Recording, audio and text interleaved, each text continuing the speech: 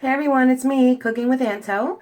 So this recipe is going to be a copycat recipe of Entenmann's Louisiana crunch cake.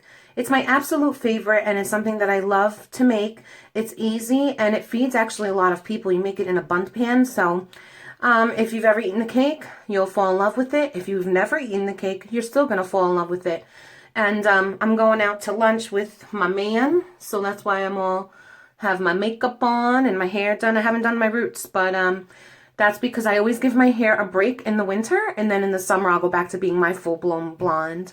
But anyway, yeah, so thanks for watching the video, and if you've ever tried any of my recipes, always share my videos and get people to subscribe, and thanks for watching as always, okay? Bye! So let's get started. Let's get started on the recipe. Right now I am combining my butter and sugar so I can cream it for the recipe. I've already started whipping the butter a little bit with my whisk attachment to get it ready for the sugar. And while you're doing this in your stand mixer, if you can see, it gets stuck at the bottom of the bowl. So you need to stop every once in a while and scrape the bowl so it can all be mixed up nicely. And you want to stop doing that with the butter and the sugar once it's nice and fluffy. So when it gets nice and fluffy, like you see right now, you're going to add in your eggs. And the ingredients and the amounts are always at the bottom of my videos. Just click the down arrow and you'll see them. So you're adding in the eggs one at a time because you don't want to overwhelm your batter. Okay, so you just do it one at a time. You mix it nice and slow. There's no reason to rush this recipe. And it's really an easy recipe. I mean, there's only a few steps to it. It's not something that takes a long time or a lot of experience for cake making. This is probably a basic recipe. It's a 1, 2, 3, 4 cake. That's because of the ingredient amounts. You'll see when you look down at the list why it's called a 1, 2, 3, 4 cake. All right, so you continue doing that until it's all nice and mixed up. And then you're going to eventually add in your flour to the mix. Okay, so we're using flour and buttermilk. You're going to work in increments. So what you're going to do is you're going to add in your flour, as you see here, okay, and then you're going to get it mixed up kind of nicely, and then you're going to add in some of your buttermilk.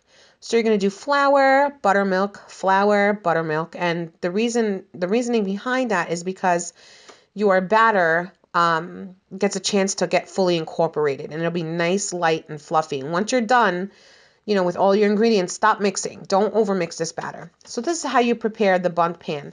You spray it with some flour and butter spray. Then you put some sugar on it, and it's going to give that nice crusty coating on the top.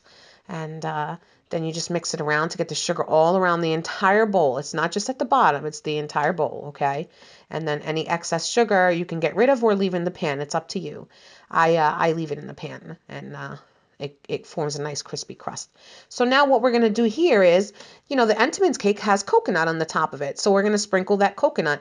Add in as little or as much as you want. It's up to your taste and how much coconut flavor you like. I add in, just enough for it to have a little bit of flavor and to have that same consistency that the Entenmann's does. So now what we're going to do is we're going to put our prepared batter into the pan. And obviously when you're taking the cake out of this pan, you're flipping it. So the top of the cake is the coconut. So that's why we have to put that up on the bottom. So you're evenly going to spread this cake batter, okay? And then you're just going to bake it in the oven. And the degrees listed and the time listed is at the bottom with the ingredients as well. And it takes about 45 to 55 minutes because it's a tall cake, all right? So now, while your cake's in the oven, you want to work on the glaze. The glaze is pretty simple. I use condensed milk with powdered sugar and vanilla. You can use regular milk if you would like as well. It's all up to you. I'm going to give you the ingredients for both so you can choose what you want. If you want regular milk or if you want the condensed milk, it's your choice. But you always have to add in that vanilla as well. So, and I also add in melted butter. It gives it that nice extra buttery flavor, I guess. Oh man, butter makes everything taste better. We all know this already. It's a guilty pleasure. Let's not pretend like we're not one of those people who enjoy butter. Cut it out. So melted butter, okay? It goes right into the glaze, and then you mix it up until it's a nice, smooth texture. No lumps, no bumps. Just keep mixing it until when you pick your fork up, You want to see the glaze run through your fork and kind of sift down into the rest of the glaze, and that's how you know you're ready. So if you see here, it looks a little thick, okay? You're just going to keep going. You're going to keep mixing. Now, if it looks thick the way you see it, you just add in a very, very little bit of milk. Did you see that how much I added was not much?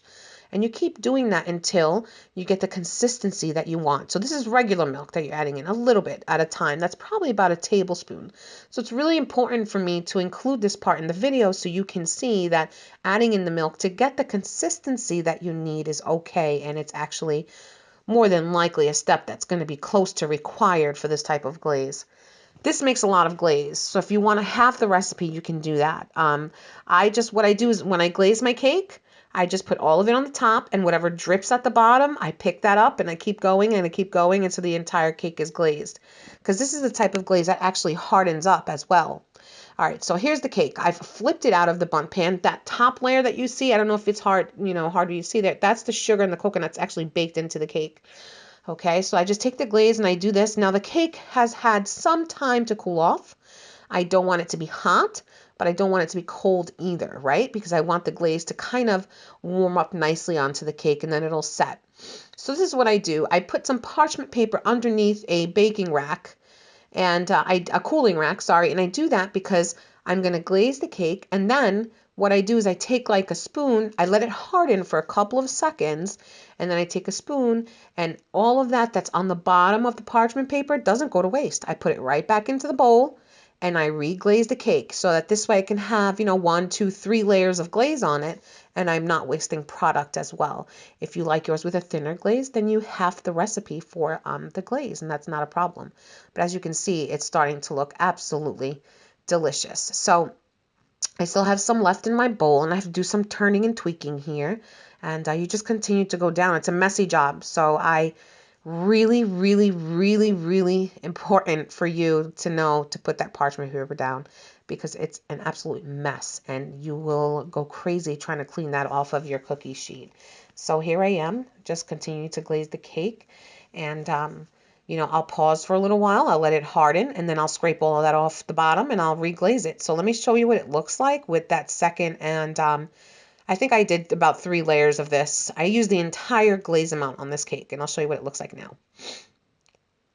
So this is what it looks like now. Okay, as you can see, there's multiple layers of glaze on this cake. Let me zoom in so you can take a look. And it's an absolute delicious cake. It comes very, very close to the Entenmann's. And, arguably, I would have to say that this version is actually better, if that's even possible, because the Entenmann's version is actually quite delicious. But this has more of that that homemade taste that you just can't get from a prepared product in a factory. So this has that love and, that effort that gets put into baking, at least in my home. So if you try the recipe and you like it, please leave me some feedback. Come to Facebook, Cooking with Anto on Facebook.